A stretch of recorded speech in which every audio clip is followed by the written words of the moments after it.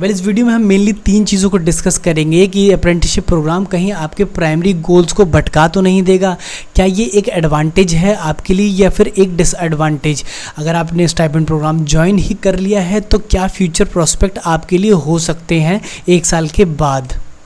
और साथ ही कुछ डिसएडवांटेज की भी बात करेंगे और एक ऐसा फैक्टर बताएंगे जिसके बाद हो सकता है शायद आपका मन खट्टा हो जाए या फिर आप थोड़े से डिमोटिवेट हो जाएं, स्टाइपेंड वाले इस अप्रेंटिसशिप प्रोग्राम को ज्वाइन करने से कतराएं। तो ये वीडियो इंडियन ओवरसीज बैंक के अप्रेंटिस प्रोग्राम के ऊपर है जो कि चलाया जा रहा है इंडियन ओवरसीज बैंक और गवर्नमेंट ऑफ इंडिया के जॉइंट कोलैबोरेशन में। क्योंकि स्टाइपेंड की जो पैसे हैं जो आपको मंथली 15,000 रुपये मिलेंगे अगले 1 साल तक, वो गवर्नमेंट ऑफ इंडिया और Indian overseas bank jointly finance करेंगे। अब इसके पीछे जो गवर्नमेंट ऑफ इंडिया और ओवरसीज बैंक का जो मेन प्राइमरी ऑब्जेक्टिव है वो ये कि गवर्नमेंट को ग्रेजुएट्स को गाइडेंस देने के लिए यानी कि उन्हें एम्प्लॉयबल बनाने के लिए ट्रेनिंग्स देने की ज़रूरत है, और जिसके लिए उन्होंने ये स्टाइपेंड के थ्रू अप्रेंटिस प्रोग्राम लॉन्च किया ताकि बच्चे बैंक के कार्य को समझ सकें और वहाँ पर जाकर कुछ समय काम करके ट्रेनिंग ले सकें और अपना फ्यूचर बिल्ड कर सकें। साथ ही इसमें इंडियन ओवरसीज़ बैंक का ये फ़ायदा है कि उनको अगले 12 महीने तक एक टेम्परेरी एम्प्लॉय मिल जाएगा जिनसे वो अपना सभी कार्य करा सकते हैं। अब इस प्रोग्राम का हाईलाइट मैं सिंगल लाइन में आपको बता देता हूं कि ग्रेजुएट इसके लिए अप्लाई कर सकते हैं। साथ ही 15,000 रुपये का मंथली स्टाइपेंड मिलेगा जो कि 1,80,000 रुपये टोटल होगा 1 साल में, और ऑनलाइन एग्ज़ाम है जिसकी कुछ फ़ीस है जो मैं आगे आपको बताऊंगा। साथ ही आप सिर्फ अपनी स्टेट में ही अप्लाई कर सकते हैं। तो चलिए प्रोग्राम को डिटेल में समझते हैं। चलते हैं मेरे कंप्यूटर स्क्रीन पर, और अगर आपने अब तक मेरा वीडियो लाइक नहीं किया तो प्लीज़ मेरी रिसर्च और एफर्ट्स के लिए इसे एक लाइक कर दीजिए। तो देखिए आज के मेन्यू में क्या है, सबसे पहले वो बात करते हैं। नंबर ऑफ़ वैकेंसीज 550 हैं। एलिजिबिलिटी क्राइटेरिया, एज, एजुकेशन ये मैं बताऊंगा आपको। देखिए एज तुरंत ही बता देता हूँ, 20 से लेकर के 28 साल तक के बच्चे इसे अप्लाई कर सकते हैं। आगे मैं डिटेल में दिखाऊंगा आपको। एजुकेशन मैंने आपको ग्रेजुएशन बता ही दी है। स्टाइपेंड 15,000 रुपये है, लेकिन इसमें ब्रेकअप है जो कि मैं अभी आगे आपको बताऊँगा। सिलेबस भी बताऊँगा, सिलेक्शन प्रोसेस बताऊंगा, एग्जामिनेशन फीस के बारे में बताऊंगा। तो चलिए नोटिफिकेशन से इसे डिकोड करते हैं। तो देखिए ये वो आपका नोटिफिकेशन है जो आया था बेसिकली, और ये 28 अगस्त को रिलीज़ हुआ था, और इसकी जो लास्ट डेट है वो ये रही 10 सितंबर, यानी कि आपके पास सिर्फ 2 दिन का टाइम और बचा है इसे अप्लाई करने के लिए। आपको डिसीजन आपका बनाना है। अब किन स्टेट में कितनी वैकेंसी निकली है वो आप इस चार्ट को देख करके ना आइडेंटिफाई कर सकते हो कि देखिए ये टोटल वैकेंसीज हैं आपकी। चंडीगढ़ में 2, बिहार में 11, अरुणाचल प्रदेश में 1, आंध्र प्रदेश में 22, गुजरात में 22, गोवा में 9, और हमारे कर्नाटका में 50, 25 केरला में है, महाराष्ट्र में 29 वैकेंसीज है। तो ये पूरी लिस्ट अगर आप देख लेंगे तो आपको पता चल जाएगा कि आपकी स्टेट में कितनी वैकेंसीज हैं। तो अकॉर्डिंगली आप ये डिसाइड कर सकते हैं कि इतनी कम वैकेंसीज पे आपका नंबर आ जाएगा कि नहीं। टोटल वैकेंसीज 550 है जैसा कि मैंने इनिशियली आपको स्टार्टिंग में बता ही दिया था।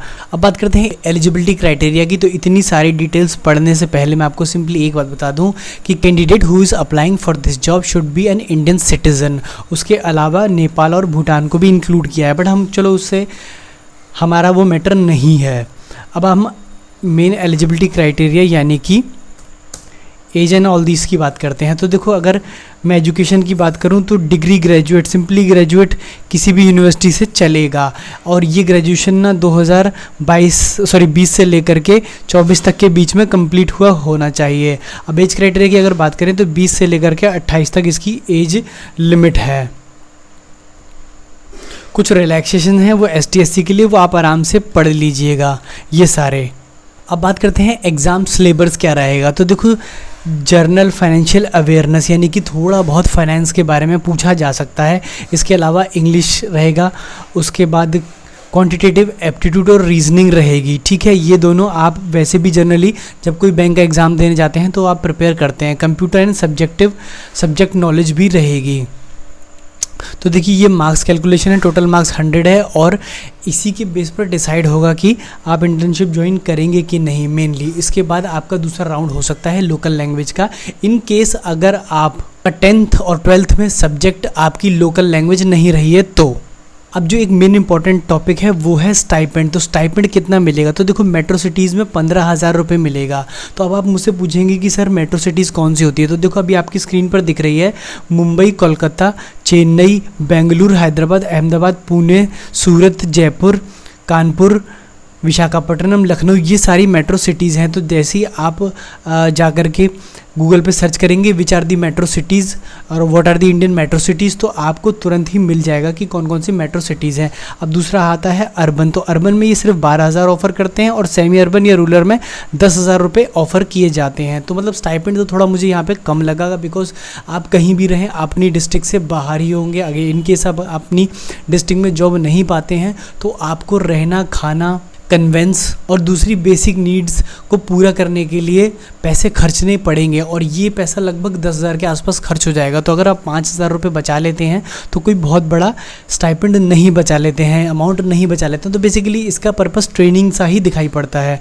अब देखो ये कहते हैं कि इसमें ना कुछ पार्ट गवर्नमेंट ऑफ इंडिया का है और वो है 4,500 रुपये। ये 4,500 आपको जो ना गवर्नमेंट की साइड से मिलेंगे। तो जो बैंक एक्चुअली पे कर रहा है वो 10,500, 7,500 और in case of rural area 5,500 है, जिसमें ये 4,500 गवर्नमेंट के ऐड होंगे और ये भी डायरेक्टली आपके अकाउंट में ही क्रेडिट होंगे। इसके लिए चिंता ना लें, ये पैसा क्रेडिट हो जाता है ना। सिलेक्शन का प्रोसेस कम्प्लीटली ऑनलाइन है। जो एग्ज़ाम होगा वो आपके मोबाइल पर ही होगा। हालांकि अभी आपको स्क्रीन पर नहीं दिख रहा है, बट जो आपका एग्ज़ाम लिया जाएगा वो आप घर बैठे अपने मोबाइल, लैपटॉप, किसी भी ऐसे सिस्टम से दे सकते हैं जो कि कैमरा एनेबल्ड हो, ताकि आपको वो देख पाएँ जब आप एग्ज़ाम दे रहे हैं तब। ठीक है, तो ये हो गई प्रोग्राम की बात। और प्रोग्राम की बाकी की डिटेल्स ना आप आराम से जा कर के नोटिफिकेशन में पढ़ लेना। मैं जहाँ जिन चीज़ पर फोकस करने आया हूँ वो मैं आपको बताता हूँ। तो देखो सबसे पहले बात करते हैं एडवांटेज की। अगर आप इस प्रोग्राम को ज्वाइन करते हो तो इसका जो एक्सपीरियंस आप गेन करोगे PSU बैंक का, वो आप अपनी एक प्राइवेट जॉब में यूज़ कर सकते हो। अगर आप प्राइवेट जॉब में यानी कि किसी प्राइवेट बैंक में 1 साल बाद ज्वाइन करना चाहते हो या ट्राई करना चाहते हो तो वहाँ पर इस एक्सपीरियंस का आपको एडवांटेज मिलेगा और आप आसानी से किसी भी प्राइवेट बैंक में एंट्री कर लोगे। साथ ही काम करने में भी आपको बड़ी ही ईजीनेस फील होगी, बिकॉज प्राइवेट बैंक में जो काम होता है और करेंटली जो गवर्नमेंट बैंक में काम होता है वो ऑलमोस्ट सिमिलर ही होता है। ठीक है, अब इसके बाद हम बात करते हैं ड्रॉबैक की, क्योंकि एडवांटेज तो बस एक यही मुझे दिखाई पड़ा इसलिए मैंने इसे ही नोट कराया। अब बात करते हैं डिसएडवांटेज की।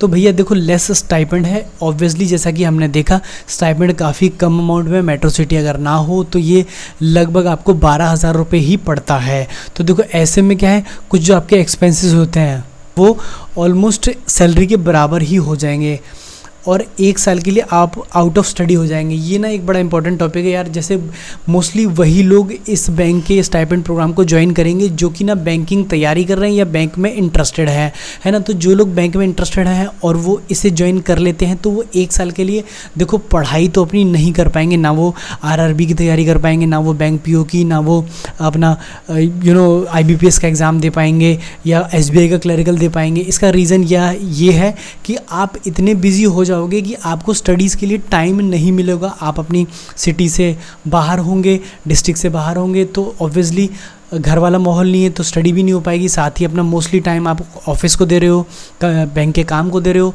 तो स्टडी तो डिस्टर्ब होगी ही। और जब आपका लॉन्ग टर्म गोल बैंक की क्लरिकल या PO जॉब को पाना है तो आप यहाँ पर स्टाइपेंड के लिए बिल्कुल भी ना आएँ, बिकॉज 1 साल जब आप स्टडी से आउट ऑफ टच हो जाओगे तो ये आपको ना काफ़ी कुछ तरीके से डिस्ट्रैक्ट कर देगा, आपको मेंटली भी डिस्ट्रैक्ट कर देगा, साथ ही आपकी स्टडी की एफिशिएंसी है वो भी कम हो जाएगी। तो अगर आपका लॉन्ग टर्म गोल है IBPS, क्लरिकल, PO वगैरह, तो इसमें ना आए।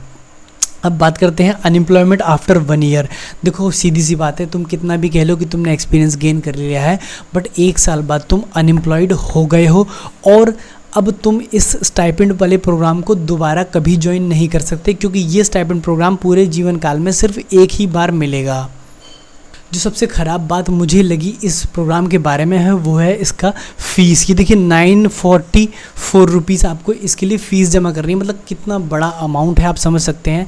ऑलरेडी एक बेरोज़गार के लिए 1,000 रुपये देना अपने आप में एक बर्डन होता है। तो ऐसे में जब ये प्रोग्राम गवर्नमेंट ऑफ इंडिया की ही तरफ से चला जा रहा है और इसका ऑब्जेक्टिव बच्चों को ट्रेनिंग ही प्रोवाइड करना है, यानी कि उनकी मदद ही करना है। तो 1000 रुपये का जो ये एंट्री फीस था वो अवॉइड किया जा सकता था। तो मुझे एक फ़ीस पर थोड़ा सा लगा कि गवर्नमेंट ऑफ इंडिया को ध्यान देना चाहिए और फ्यूचर में इस फीस को रिड्यूस करना चाहिए सभी कॉम्पिटिटिव एग्ज़ाम्स के लिए।